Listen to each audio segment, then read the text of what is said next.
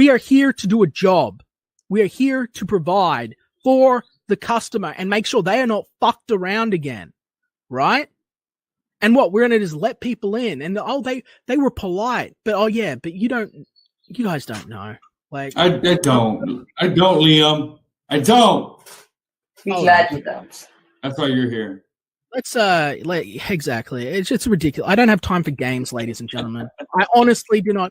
I have too much going on. I've taken a day here because it's election day, and we're gonna have a fun little. It's not your election day. It's our election day. Yeah. Well, it is. Your election day is the one that No, matters. your day is Felix Haas Appreciation Day. Our day. Yes. Right, Please appreciate Felix, people. Give him some appreciation and shit. Or DTFO. Yes. Liam, I gotta get the heck out of here because I gotta go. You do. See you later. If this is true, bring me Ethan Van Sciver. If this is what he said and it was not a joke, bring him to me. What are you talking about? Now. Who? EVS and Malin streamed with him for hours. It's clear to me that Nasser will return with open arms. Oh, you want to get Nasser in here or EVS? No, Ethan. Bring me Ethan and John. Bring them to me now. I'll be live all day. What are you talking about? Who are you? Orange Emperor? That's right. I'm the Orange Tyrant. Bring them to me. I'm online. I'll be online all day. They can tell it to my face. They can say it to my face. They can tell me I'm wrong to my face. Well, if this is what's going on, share the stream out. I'm waiting. I'll wait because I will not abide this. Got people saying if EVS shows up, I'll leave.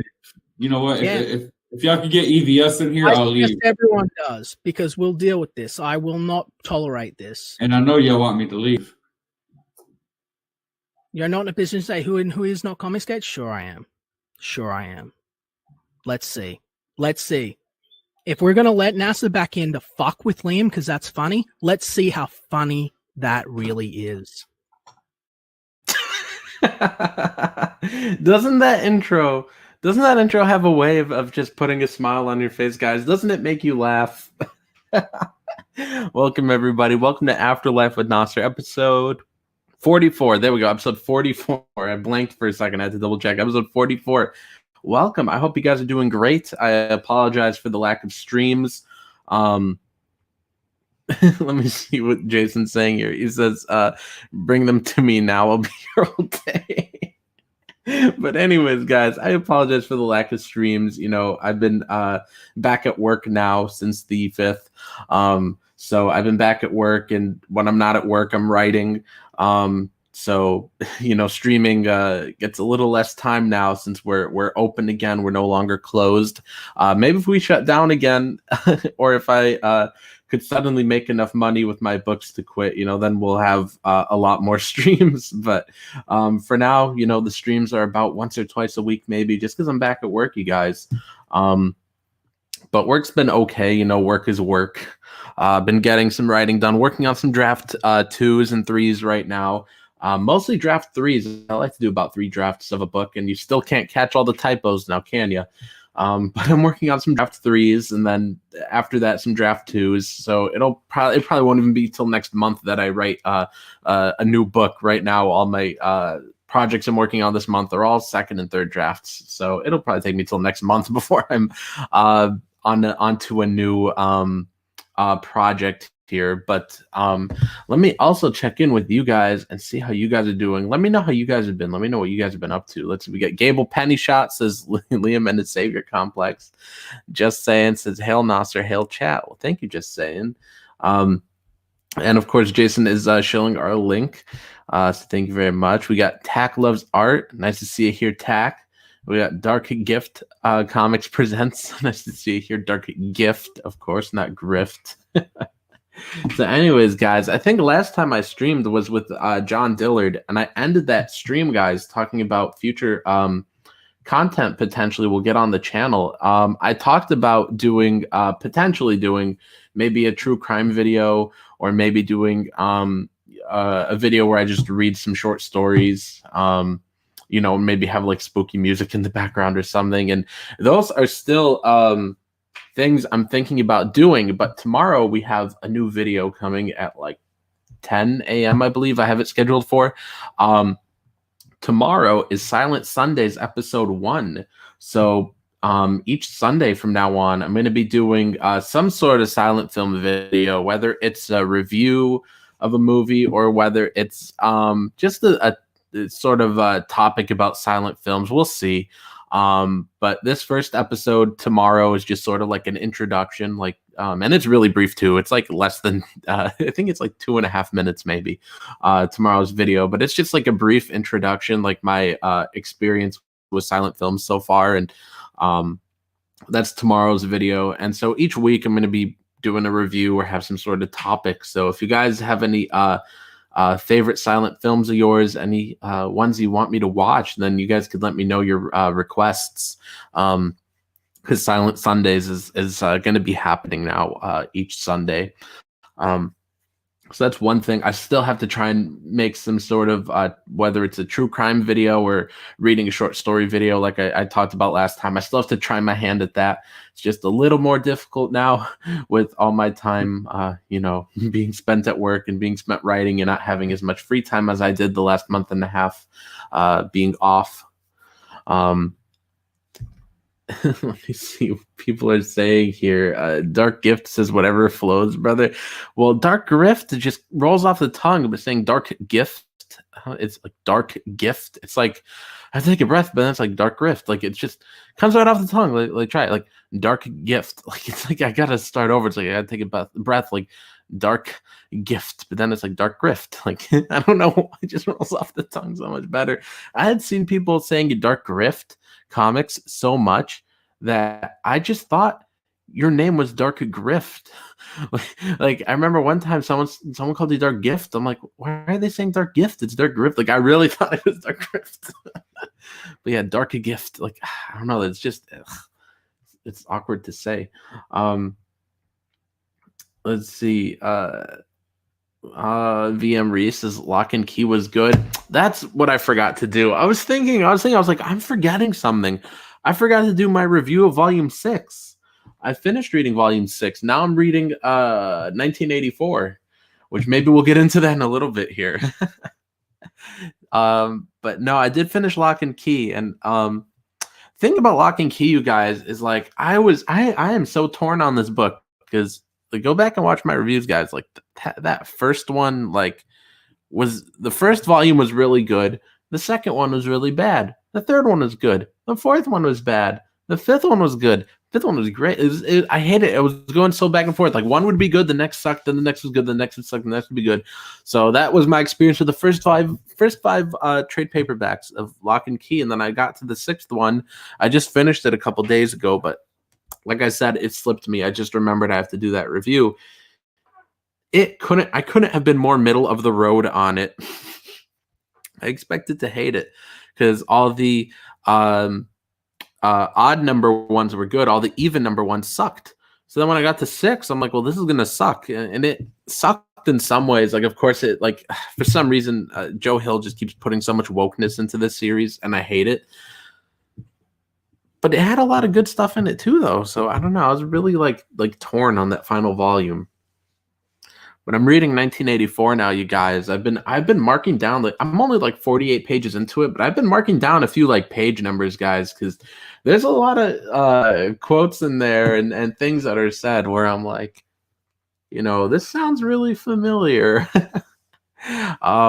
The book is upstairs on my nightstand, so I can't flip to any of those pages where I had like little notes marked down on my phone. But VM Reese says you must read Animal Farm before 1984. Well, it's too late for that. I don't own Animal Farm, and I already started 1984. But anyways, like I was saying, yeah, there's a lot of like things in that book so far, guys. And like I said, only 48 pages in, where I'm just like, yeah, a lot of this stuff's happening right now, or it feels like it's gonna happen. There's quite a few things in that book, and I know I'm not giving the best examples because, like I said, the book's upstairs. I'm downstairs, so But I mean, I think there's one I did post on Facebook, like one part of it. Let me see. Let me open up Facebook real quick on my phone. Then I could, yeah, I found it. Here we go. Yeah, there was this. It was like the first sentence on page 2. Well, the picture I took starts halfway through a sentence, but it says, "The eyes follow you about when you move. A big brother is watching you."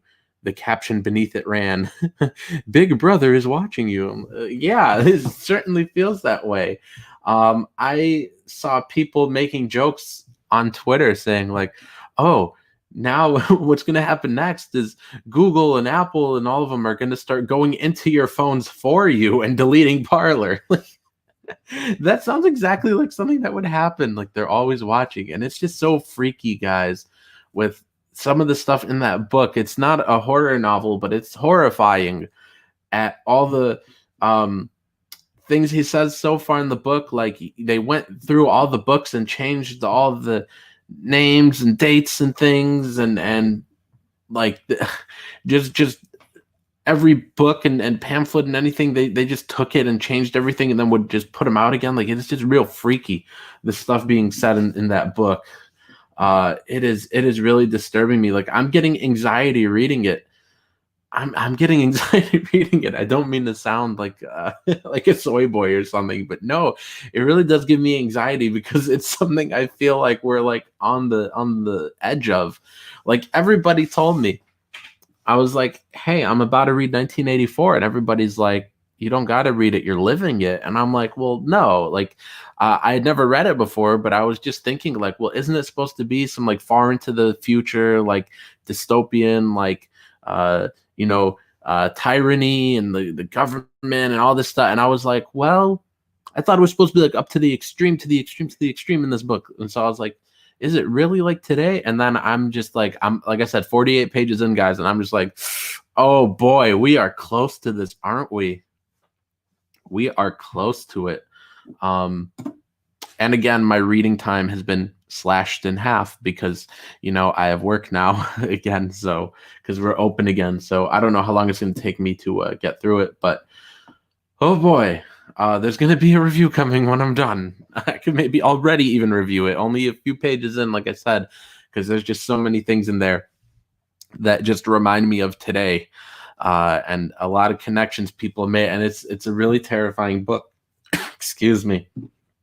And I wish I would have read it back in high school, like all of you guys say you read it, but I did not go to a normal school by any means. It was a really small Christian school, which was not Christian at all, really. In fact, it was a really strange cult that, you know, they saw like 99.99999% of entertainment as bad, demonic, evil, whatever you want to call it. And so when it came time to like read books, like we barely had anything we read. Like we read like The Scarlet Letter, which is a good book, and we read, you know, some things, but nothing like you guys say you read. Like everybody was surprised. In 2019, I read Fahrenheit 451, and I'm like, "Hey guys, I'm reading Fahrenheit 451," and everybody was like, "You did it in high school?"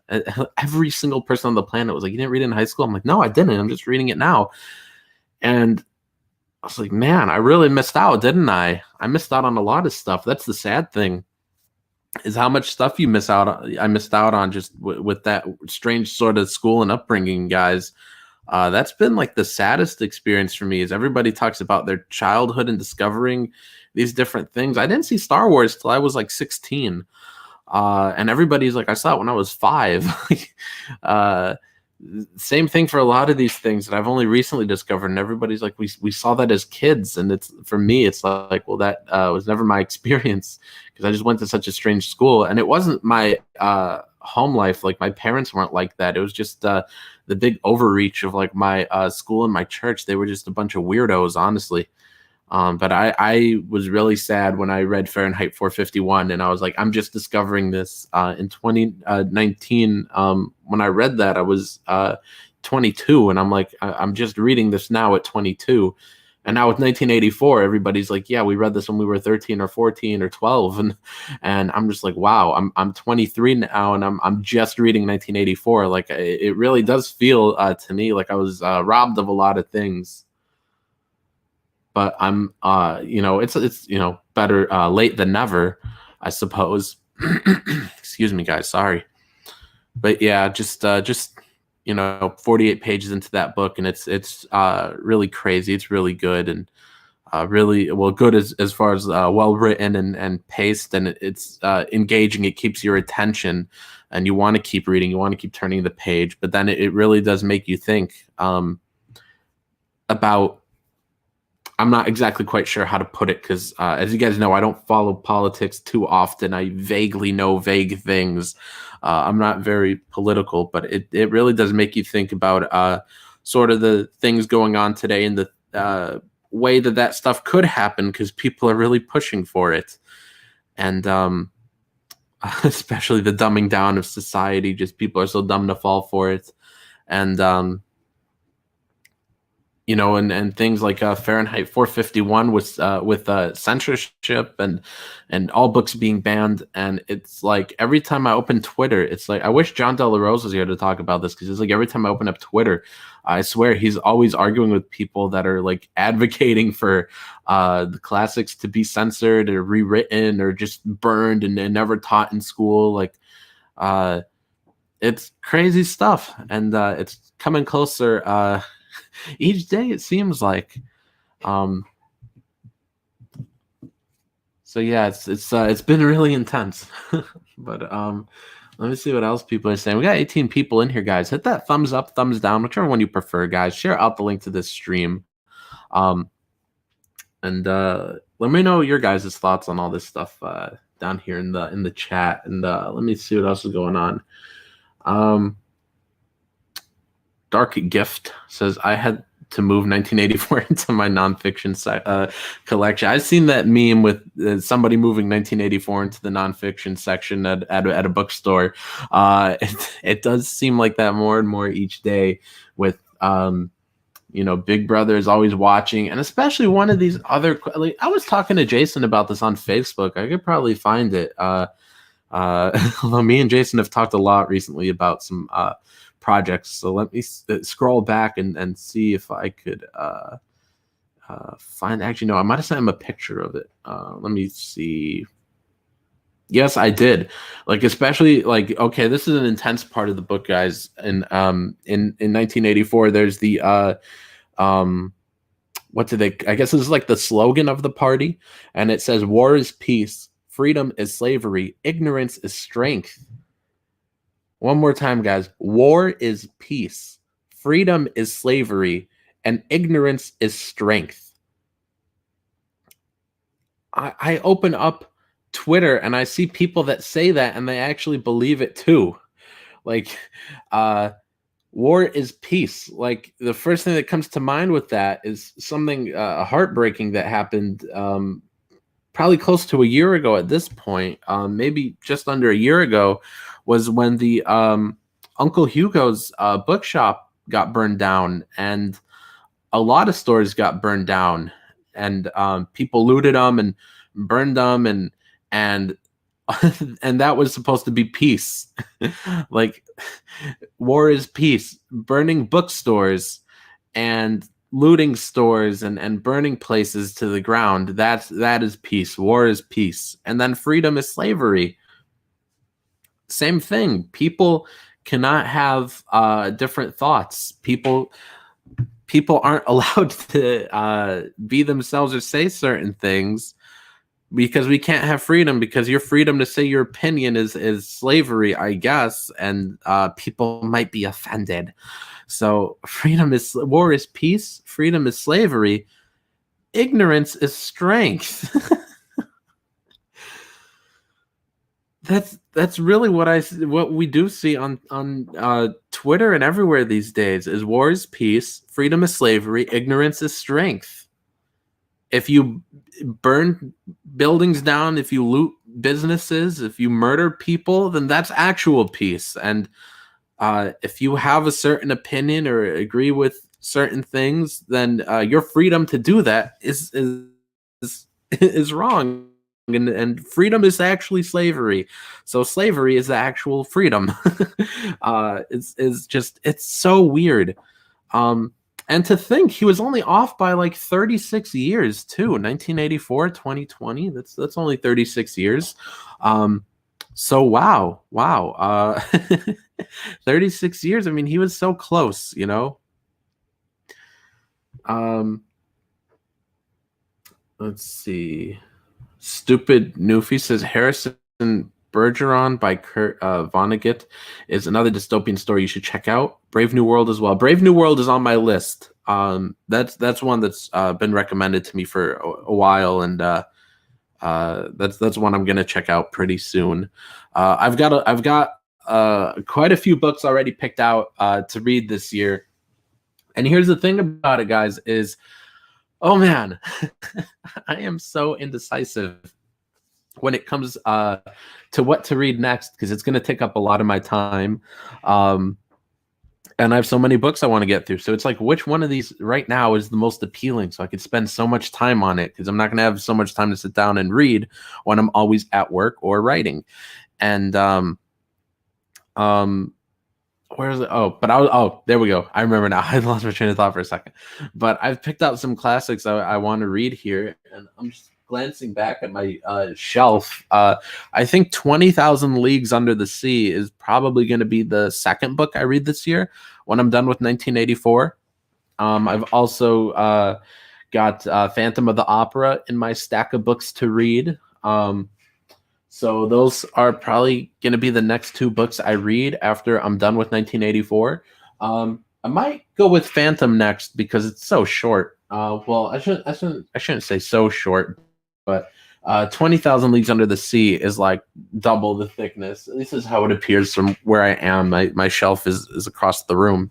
But 20,000 Leagues Under the Sea and Phantom of the Opera, which 20,000 Leagues Under the Sea, I talked to Jason about that when I bought it. And Jason's like, yeah, we all read that when we were 10. And I'm like, you did? Like, man, I'm just sad. Like, I really missed out. I really missed out. I missed out on so much. And it's really strange to play catch up right now in my 20s. Like I said, guys, I was 22 when I read Fahrenheit 451, and everybody's like, we read that when we were 12. And it's a very important book, I feel, because people do need to learn the dangers of censorship, and they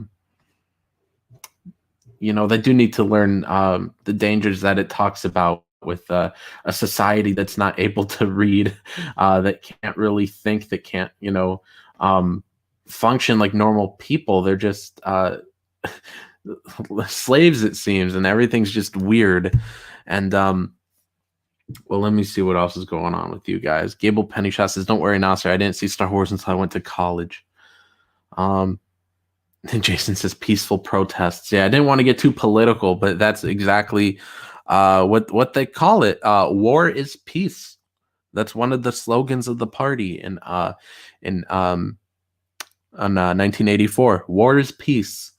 So all this violence, that's the actual peace. It was that book has really had me thinking very deeply about everything going on. And like I've said, guys, I really don't follow politics too much, but just reading that book, it's just like everything that I'm vaguely seeing. Like, I try not to look at politics or any of this stuff because it's all boring to me, and it's a bunch of people always arguing. But like the things I have seen,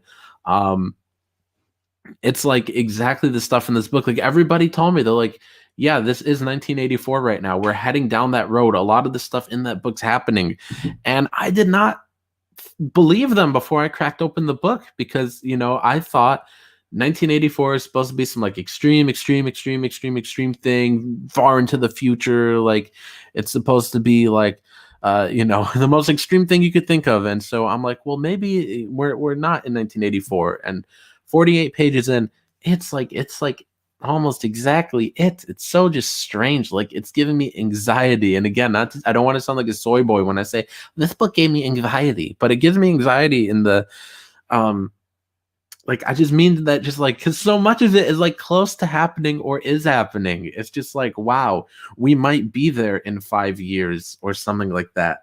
We might be there in 5 years or some, in just a few years. We could be like that, because war is peace, freedom is slavery, ignorance is strength, according to the party. And that's exactly what you hear from the party, a party where they're always right and nobody else could be wrong. Like, there was, when I was reading it last night, I was at the part where the party is going over some statistics and things like they said they said they were projected to sell like 145 million pairs of boots, and then there were like 62,000 pairs of boots that actually sold.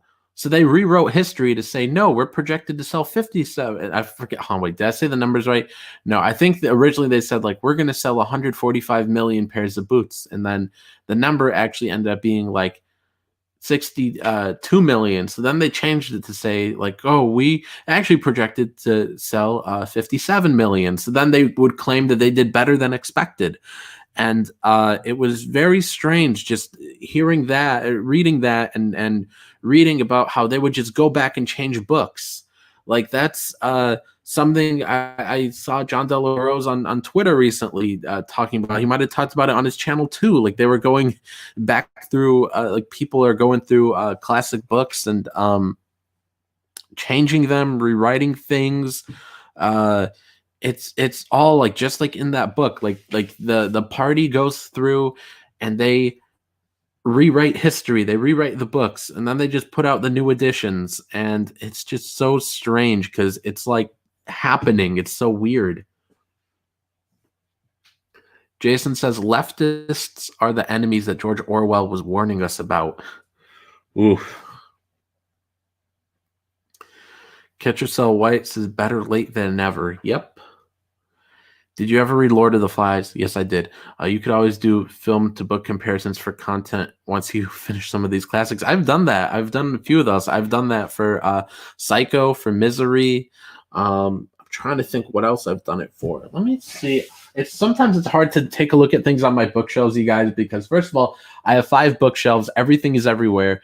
And all the stuff that I don't have spots for is like in front of everything, just chilling on shelves. So then when I try to look for something, it's like my computer case is in the way, or it's like a stack of other books or movies are in the way. And I'm just trying to look and see like what I've done comparisons for. But I think I've done some for The Exorcist, for Legion, the sequel to The Exorcist. I'm trying to think what else I've done them for. There's quite a few I could do them for that I haven't yet. Like We Have Always Lived in the Castle, Rosemary's Baby. I could do a few more book to film. Well, you said film to book, book to film comparisons. There's a few more I could do. But yes, I've read Lord of the Flies. I haven't seen the movie. I think they did 2 adaptations of it. But yeah, I've read the book. I haven't seen any of the adaptations. Gable Pennyshot says, I feel like we need to give Nasser a big list of middle/high school books that we read as kids. That way he can catch up. Jason does that every day. Jason always tells me that. Jason gives me a big list every day. He's like, you haven't read this yet. You haven't read that yet. He's always shocked. I'm like, I'm picking things up. And I'm like I bought back in like the summer, I bought Journey to the Center of the Earth. I haven't read it yet. And I'm like, hey man, I just bought this. And Jason's like, oh, cool. Did you read it when you were 10? Like we did? And I'm like, no. And he's like, what? I'm like, sorry, Jason. But yeah, then Jason, of course, is like, well, you should check out this book and that book and this one. And we read all these when we were kids. I'm like, man, I really did miss out. Let's see. Fake Handa says, how many times have you read 50 Shades of Grey? Never. Bookshelf alphabetizing stream. No, I don't alphabetize. I have no order to most of my bookshelf except for certain shelves. Like I have a shelf of my favorite movies, and I have a shelf of my favorite pretentious movies, and I have like my Arrow videos and my Scream Factory movies all sectioned off by company, but then there's like a big mix of like everything else that I don't know what to put where. So it's like a lot of my shelf is just like random DVDs and Blu-rays just clustered together, and the same goes with books. Like I just find room for things and I put them down, and I have a shelf of favorite books, and most of my other books though are not in very much order. I mean, there's the Stephen King shelf, but some of the other Stephen King books are in other places. Like there's a few of them on my favorites shelf. Like Gerald's Game is on that shelf, and 11/22/63 and Carrie. Misery should probably be on that shelf, but Misery is on a different shelf with Pet Sematary, and I don't know why they're there and not with the other Stephen King books. So yeah, everything is in just strange places. Like I have like everything is just like, and I don't have room for anything. Like I have just so many. I'm just looking up now, like different books from entirely different genres, just on top of each other in weird stacks because I don't have shelf space for them. I'm gonna be getting shelf number 6 pretty soon here. I might be getting it on maybe on Monday. I'll go to the store because I have a doctor's appointment, so maybe I'll go to the store and get another bookshelf because I really do need another one already. I need shelf number 6. And I'm still not going to have a lot of room. I think I need at least 2 more shelves to properly have room for everything. But yeah, one more shelf will be fine for now. I'll probably buy one more shelf pretty soon, but I'm not going to organize it on stream because it's just going to be hectic, and I'm not going to be able to talk to you guys while organizing everything. And I like to listen to music while I organize. Actually, or watch YouTube videos, but mostly listen to music as I organize. But yeah, pretty soon I'll be getting another shelf. But yes, Gable Penny Shot. If you do want to give me like the list of like all the books you guys had to read, feel free. Like, I mean, I finally read Fahrenheit 451. Like I said, I'm reading 1984. Everybody's told me now to get Animal Farm. So Animal Farm is in my cart on Amazon. I'll get it soon-ish. Like I said, 20,000 Leagues Under the Sea is next. Phantom of the Opera is next. What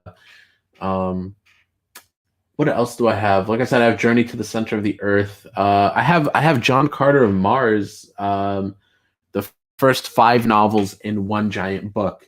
I got it from Barnes and Noble last year, and I think it was like $8 or $9, guys, for like 5 the first 5 John Carter novels all in one book. It was like $8 or $9. That one I'd say is up there on the to read list, but it's such a giant book, and I just love to read shorter books, guys, because I could get through more of them. I just love shorter books. That's the thing, is like I just don't have a lot of time, and so when I'm faced with a giant book, it's like I'm not going to get through all this quick. I want to get through it quick. And I read because I like to read, but I also read to improve, and I like to take in as many stories and as many authors and as many writing styles as I can. I like to take as many of them as I can in, and it's just harder to do with longer books.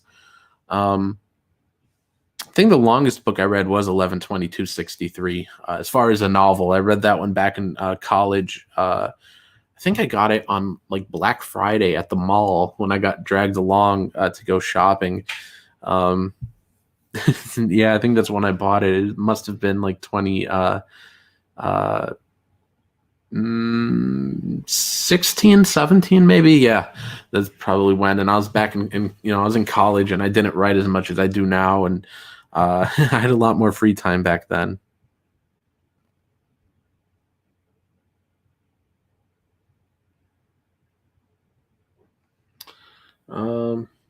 Let me see what else I'm missing. I forgot if I read this already. Dark Gifts is Gotta Split. Have a good one, everyone. See ya, dude. Jason says Nasser needs to read more. I read as much as I can. It's practically all I do outside of this. Outside of reading and or outside of writing is basically all reading.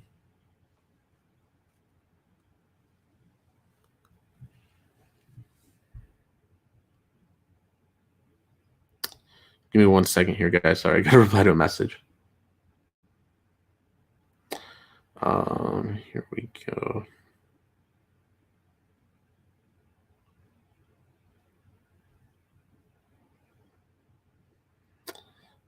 Sorry guys, sorry. I was replying to an important message. Anyway, sorry guys. Sorry to be a boomer on the air. We got Veal in the chat. Let's see here, Veal Ned. I'm surprised, guys. We're 36 minutes in just like 4 seconds here. It'll be 36 minutes in, and I have not shilled yet, surprisingly. And I did want to shill for my campaign as well as Snowman. So let me share my screen here, and we'll take a look at both of these. So somehow I went 36 minutes without shilling. I was just going off the top of my head talking about books and stuff. And Asyl, guys, Asyl, 11 days to go, guys. 11 days to go, and we are not going to go in demand. So this is your chance now to get Asyl. We've got 157 awesome backers, guys. 11 days to go. And if you guys haven't backed this yet, please do. It's Asyl is about this lady named Lena who's hunted by Dracula in an insane asylum. And it's one of my best scripts I've ever written, and you guys are going to love this book. If you guys haven't bought it yet, or if you have and want to buy, an additional tier, then my preferred tier for you guys to buy is the thank you page, guys. It's $55, and $1 goes a long way on these campaigns, guys, and you guys are paying a lot extra to get on that thank you page, so it really helps us out, guys. 11 out of 50 of those claimed, guys. 39 left. Please buy that one if you haven't yet. But if you don't want to buy one a tier that's that expensive, then we have the very affordable physical tier, $10, and the digital tier, also $10. We have 2 copies of the book for $18, 10 copies for $50, the comic and a 4x6 head sketch for $60. And a page of original art is $100. And there are 16 of those left, guys. 4 out of 20 claimed. If you want to get a page, guys, it really helps us. So yeah, and I do have to update some of these pages now because some of these have been cleaned up. So I do have to update some of these. So I think up to page 5 now has been cleaned up. So yeah, of course I have to point out, the anti-CG cameo. but like this page has been cleaned up, so I do need to update this. We actually did do another update to some of these pages that were already cleaned. We added black gutters to them, so there's black that's going to go around the edges of these, so it's going to look really nice. So we did add that, so I will be updating the art on here pretty soon, guys. Or maybe I'll just put it out in an update. We'll see. But yeah, if you guys haven't backed Asyl yet, please do. I'm going to get the link copied again, and I'm going to put it here in the chat. Kirby Carpenter says, how close is your comic to being finished? We are waiting on 5 more pages of pencils and inks. And then after those all get cleaned up, then the book just needs to be lettered. So the book's 20 pages. We've got 15 pages done so far out of 20.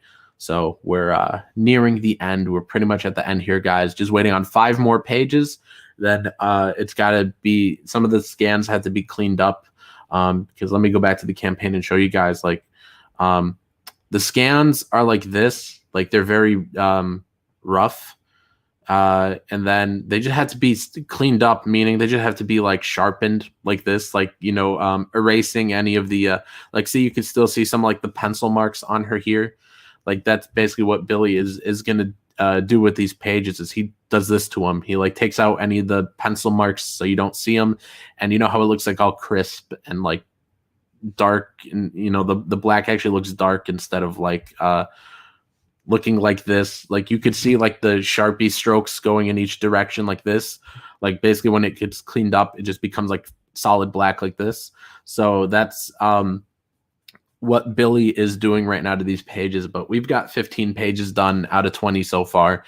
And so it's just got to be cleaned up and then lettered, and lettering isn't going to take very long. And so we should have this book ordered. If I had to guess, maybe after these 11 days are up right here, it will, you know, depending when we get the money could take anywhere from 1 to 15 business days to get it from Indiegogo.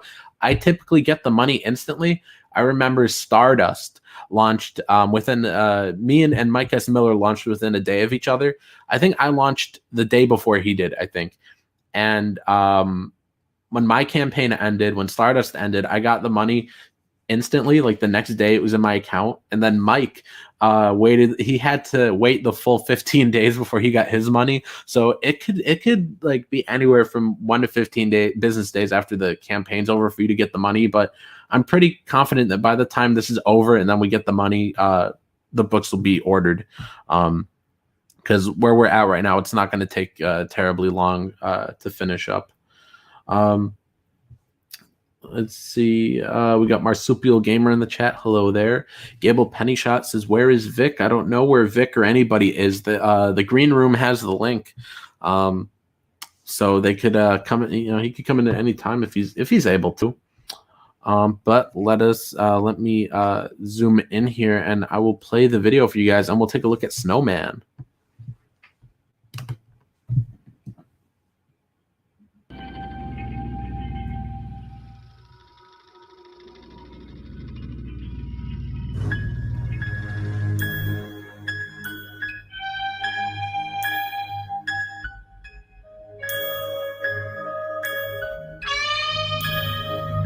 He was the most grotesque creature, the arch-vampire, Dracula.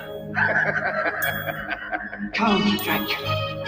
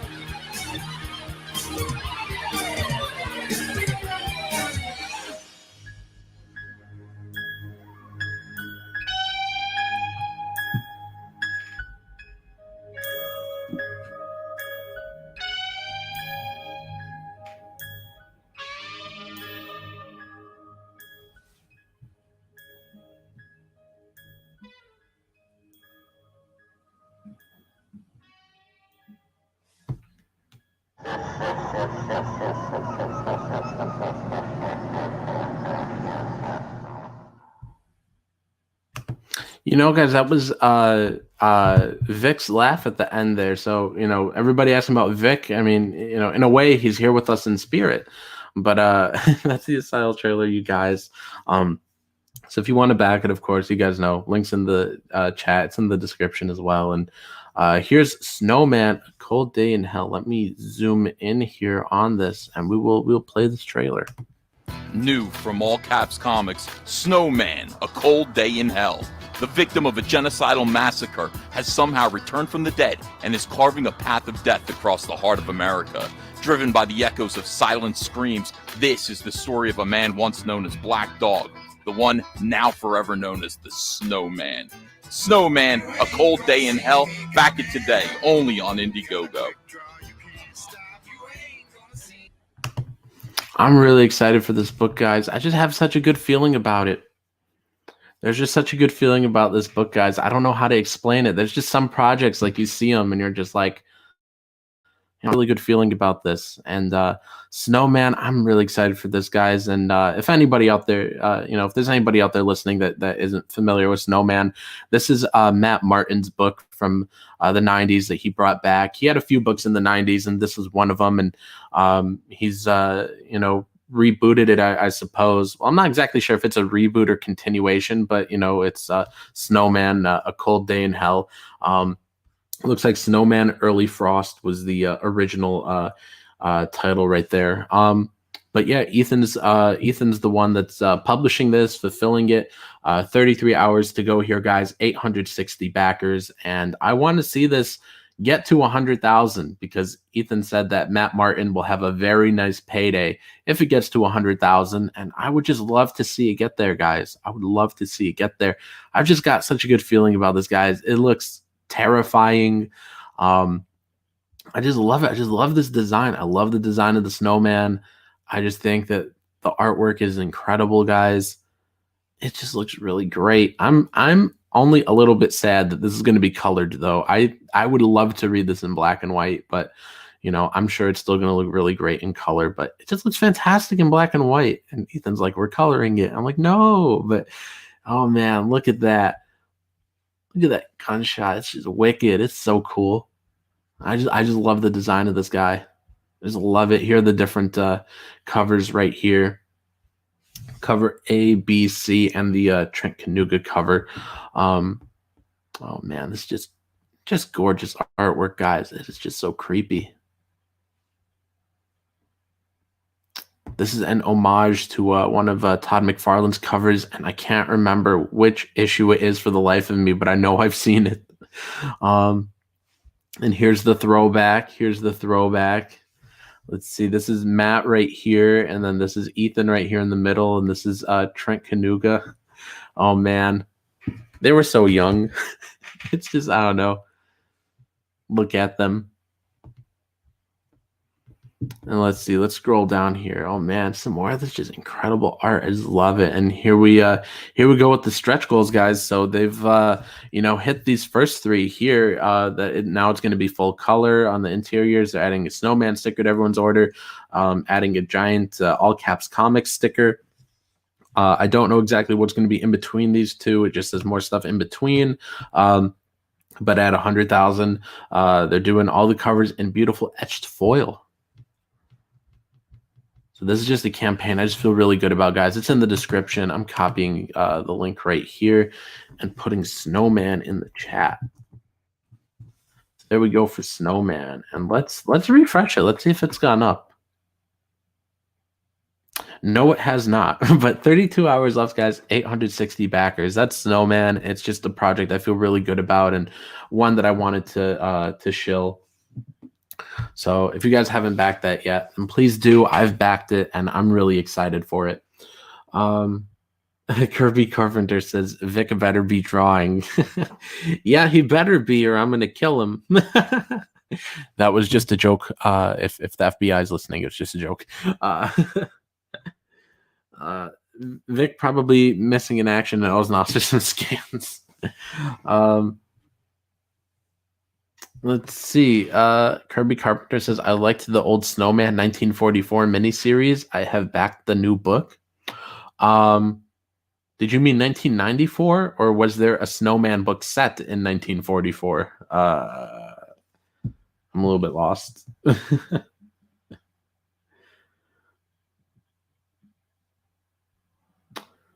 Let me see.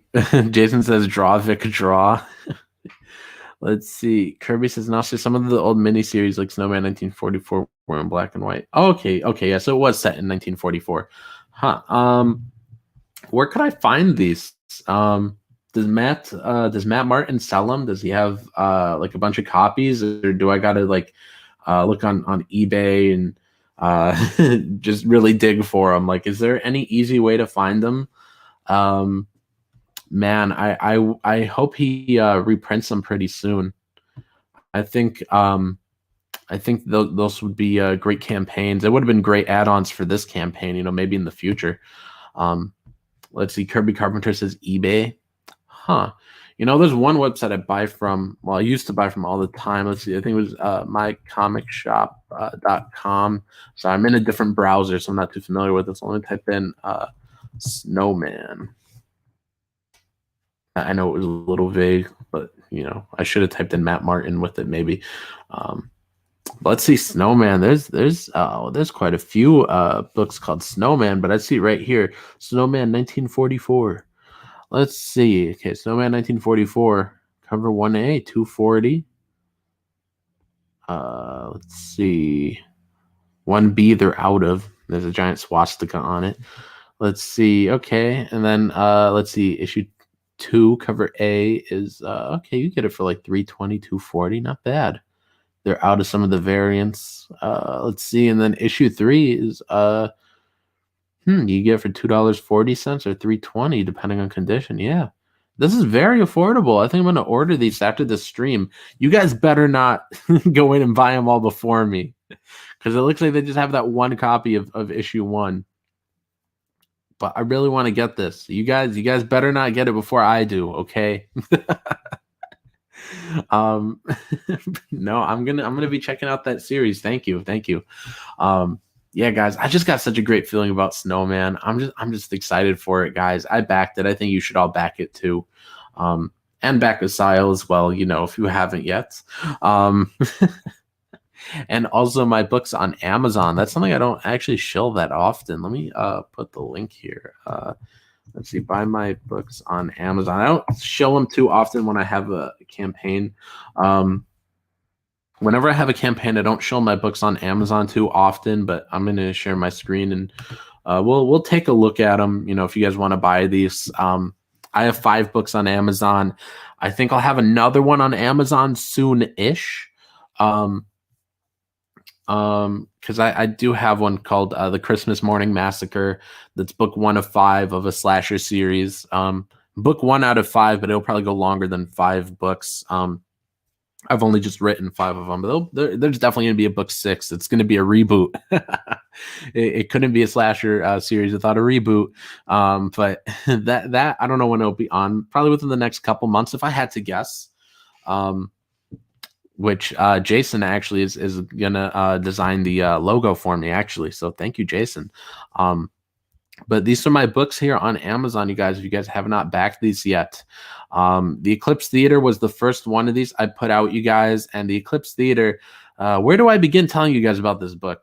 Well, basically, we'd have to go even further back. You guys ready for this? We got to go back to 2017. Even though this book came out in 2019, we go back to 2017. I self-published 2 short story collections on Amazon, and they were both so absolutely hideous. I just regretted it so much. And I took those 2 books off. They were short stories and poems. They were very cringy, very stupid. They were like the first things I ever wrote. Like the first things, guys. And I published these in 2017, and I despised them. And I took them both off. And then when I kept thinking about them, I was like, you know what? There's a couple okay stories in there. So back in 2018, like a year later, I went through and I took out the best like 19 of those stories from those first 2 books. There were probably like 100 stories and poems between those first 2 books. But I took out the best 19, and then I wrote 4 or 5 new ones. And I think I wrote 5 new ones. And then, but no poetries in this book. So it's just 24 short stories. My earliest stories are in here, as well as some that are like a little bit more recent. Because like I said, 2018, I wrote some of these. And this came out in February 2019 is when I put out the Eclipse Theater. But despite it having some of my earliest stories in there, I think it has some of my best ones in there too. Especially the second story in the book. The second story in the book actually has a really nice tie-in to another book I wrote, but I'm not going to get too ahead of myself because it's not out yet and you guys can't see the connection yet. Only I can, because I wrote it and nobody else has read it. But if you guys get the Eclipse Theater, it does have some of my favorite short stories that I've written, and primarily the second story in the book. I just really love it. And then Eternity, my first novel that I published. It was the 3rd one I ever wrote. It was like my 4th or 5th attempt at writing a novel. I had written so many novels and rage quit them, and Eternity was one of them. I had quit writing this book and then picked it up a year later. And it was also my very first story idea. It was my very first story idea, guys. In 2014, I don't know where it came from, guys. In 2014, I decided to write, and it was going to be a comic at first. And I sat down on my in the couch in the living room, and I just said, "And your first idea is," and then Eternity came out, and I just thought, what if this kid had this book that allowed him to get revenge on people? There's a little bit more to the story than that, and it has to do with these 2 ancient evils. But it was my first story idea, and I really like it. It made Ethan squirm when he read it on Nasser Peace Theater. So if you want to find that book with the throw up scene that Ethan really hated, like that's it. And of course, there's the sequel. I don't know why sometimes these books are out of order on this page, but the sequel right here is Inner Demons. Inner Demons, I think, is the best out of these 5 books. But if you guys want to read Inner Demons, you're gonna have to read Eternity first. Eternity isn't bad at all. It's just not as well written as Inner Demons is. And Inner Demons is just continuing the story of one of these ancient evils, like you could see here on the cover. A little bit difficult to talk about it, without spoiling things, from book 1 to book 2, but book 2, it's just so much better than book 1. It's the GOAT, and better than book 3 as well. I think book 2 is just really good, but then there's book 3, Locked Coffins, the prequel to Eternity. And when I start talking about where these ideas came from, guys, it's like so difficult, like how these things happened, because like I said, Eternity was my first story idea, but it was not the first one I wrote. And then one day when I wanted to write a comic, I was like, hey, that story Eternity that you have, what if you wrote the prequel to it first? So before I ever wrote the novel Eternity, I wrote the comic book called Locked Coffins. And then I wrote the novel Eternity, and I published the novel Eternity. And then after I wrote Inner Demons, I was like, well, might as well just turn Locked Coffins into a novel then. So Locked Coffins was the comic that I wrote first as the prequel to my first story idea, but I wrote it third after writing my first story idea, then the sequel, then I wrote Locked Coffins. I know it's so much to follow, you guys. But oh man, I'm sorry, guys. But yeah, but Eternity, my first ever story idea, that I had it in 2014, and 5 years later, I finally published it. Then there's the sequels, Inner Demons and Locked Coffins. Then there's Duality. This was, if Eternity was the first idea, I'm pretty sure Duality was second, maybe. Which it came from me hearing about this. It was a bus accident from like 2006 where these 2 girls looked alike, and when after the crash happened, and one of them died and one of them lived, but one of them was in a coma, and their identities got mixed up because they looked so similar. And so the one they thought was dead was alive, and vice versa. And it just had this, I had this idea go off for something sort of similar. And Duality was another one that was going to be a comic, but I turned it into a novel because sometimes when you get the idea, you might not know the format it needs to be first. And I thought it was a comic, but I wrote 5 issues of it, 2 drafts of the first 5 issues, and it just didn't flow right. Too many talking scenes and just too many things that didn't look good in a comic that were better to just read the words. And when I was looking for my next book to write, so I think I had finished writing. What happened was I finished writing Eternity, and then I wrote part of Inner Demons, and then I scrapped it. And I was looking for my next idea, and I just kept thinking of Duality, and I just had the opening sentence repeating in my mind. It says, "The horror all began, blah blah blah," or the horror that which befell the city of Carpenter all began. Well, let me see it exactly, because now I'm misremembering it. But yeah, the horror which befell the city of Carpenter all began, blah blah blah, and that just kept popping into my mind. And I was just like, you know what? Like, I just have to write this as a novel instead of a comic, even though I thought it was a comic at first. So sometimes the ideas switch, but oddly enough, I've never had an idea that went from novel to comic. I've had the ideas go from comic to novel, but never from novel to comic, oddly enough. Maybe that's what'll happen next. But if you haven't bought any of those, it's in the chat. It's in the description. Gable Pennyshot says elevator pitch. Well, I gave you like a 10-minute elevator ride, I guess. Improvi says the future top-selling and leading Arabic voice in horror fiction. Well, I guess we could already call me that. I can't think of any other Arabic horror writers besides me and William Peter Blatty. And William Peter Blatty was not even a horror fan, believe it or not. The author of The Exorcist didn't write it as a horror novel, even though that's what it ended up being.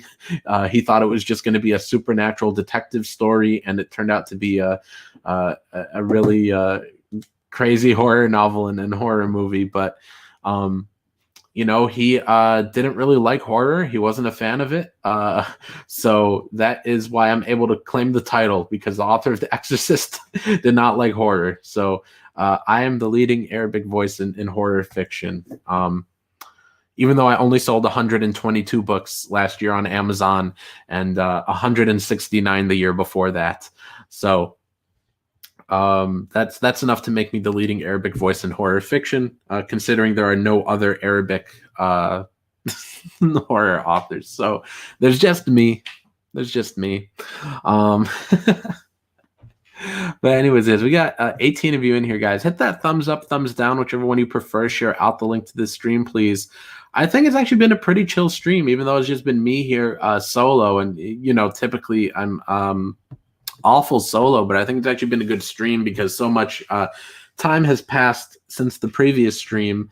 And I just had quite a few things to talk about with like 1984 and whatnot. And so we did have quite a few things to discuss. So I think it's actually been really good, even though it was just me. And normally you guys all dip out when it's just me. But on that note, I'm actually out of topics if you guys had anything in the chat. We've got Don Chin in the chat. Nice to see you here, man. Don Chin, I'm not going to be going very much longer, but I am going to take a look at X Farce. Let me open up Indiegogo. Don Chin, we'll set up a stream, man. I just remembered now when I saw your name. You did ask me the other day if we could stream about X Farce, and not really today because I'm not going to be going much longer. So your book's not going to get the proper amount of time it deserves, like for us to like sit down and discuss it and talk about like your history with this stuff. But I'll definitely like just message me, dude, and we will he said you already touched on it. Yes, I did. Message me again, Don, and we will definitely set up another stream, man. I'm sorry I forgot. I just remembered when I saw your name. But yeah, I'll put it in the chat right now, X Farce, and I will take a look at the campaign. I don't know what this means. Did you watch Bancroft's stream about people declaring CG? No, I don't know what stream this is or who Bancroft is. But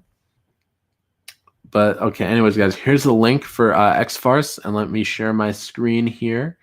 Here we go. Come on, there we go. Okay. Anyways, guys, this is X Farce here, guys. It's got 28 backers and 23 days to go. It's at $1,761, guys. Parody Press Comics returns with a full color 48-page extravaganza spoofing X-Force and X-Men. Let's see. You guys could get this book for $25. I think that's a great deal, guys. This book is hilarious. The trailer had me dying. We're going to listen to the trailer here in just a second, but here are some of the pages, guys. It just looks really good. I loved the trailer for this, guy. And look at this cover. It's great. I love it. I love this cover, but the trailer is so great, guys. And look at all these extra goodies here that there are. It looks like there's cups, there's a lunchbox, some original art, it looks like, or maybe it's a print, but there's a lot of different things on this campaign, you guys. So take a look at it. The link's in the chat. But we're gonna play the video because this video had me cracking up when I watched it.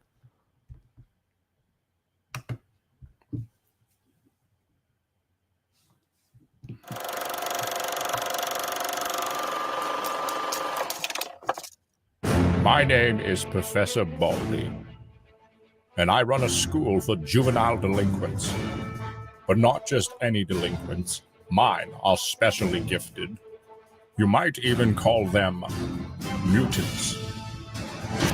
Trust a few reformed ex-cons. Tangerine. Am I the apple of your eye, Bubba? Jeannie Gray. Beastie Boy. Oh, everybody dance now. Snow Cone. Is it hot in here, or is it just me? And their friends from X-Files. Cable TV. Eat remote control, frog face. Garfarel. Meow. Dominoes. This book has just the right amount of cheese. And introducing the Newt Mutants. Beware the rest. Magneto. Mistress Piggy. And not at all breaking the fourth wall. Cesspool. Now, Parity Press Comics is back with X-Force Reloaded #1. Don't miss this extraordinary comics extravaganza with 7 full color stories of marvelous mutant mayhem. Back this book today for awesome variant covers and original artwork tiers. 48 pages of action and hilarious hijinks by some of comics' funniest talents. Parity Press, making the world laugh again. Only on Indiegogo. Isn't that the best trailer you guys have ever seen? Isn't it? Man, I love the jokes in this, guys. I love Tangerine, cable TV, Dominoes. It's just gold. It's just pure gold. I love this thing, guys. I'm going to be back in this. I don't know exactly when I can. Probably sometime this month I'll be able to back it, guys. But I think you guys all should. And the link's there in the chat. It's such a fantastic trailer. Such a fantastic trailer. It looks great. You guys should all buy it. Here's Jason spamming the link. Jason, don't spam the link. Just post it once is enough. I really do get people complaining when you post it 3 times in a row like that. Just post it once. We'll be all good, man. But yeah, you can click on my link or Jason's. Up to you guys, whichever one you want to click on. Excuse me, guys. But with that being said, yeah, we've gone for over an hour, guys. So it's time to call it quits. But thank you all for stopping by, guys. Thank you for all the support for these campaigns. Excuse me, guys. Sorry. But sorry guys to be so boomerish. But thank you guys for all the support, guys, with Asyl and for my books on Amazon. And thank you all for checking those out, guys. And don't forget to check out Snowman, check out X-Farce. Even though we're ending now, guys, we still got 19 people in here. So if you guys want to hit that thumbs up, thumbs down, and share it out, that'd be appreciated. Maybe somebody might want to catch this thing on replay. That'd be pretty nice, guys. And I hope you all have a great rest of your day.